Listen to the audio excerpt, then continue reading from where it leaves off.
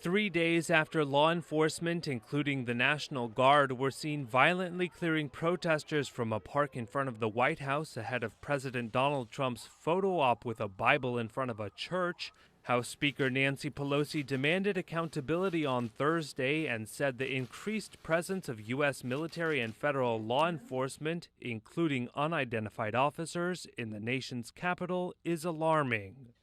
Who's in charge? What is the chain of command? And by what authority?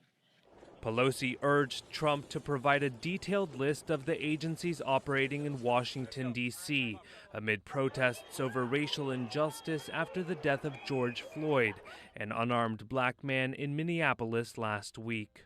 It's alarming that in our nation's capital, peaceful protesters are confronted with the deployment of various security officers with from multiple jurisdictions, including, and this is important, unidentified federal law enforcement.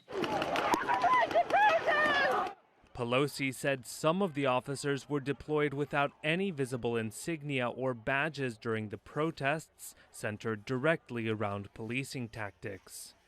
The practice of officers operating with full anonymity undermines accountability and ignites government distrust and suspicion, and is counter to the principle of procedural justice and legitimacy during this precarious moment in our history.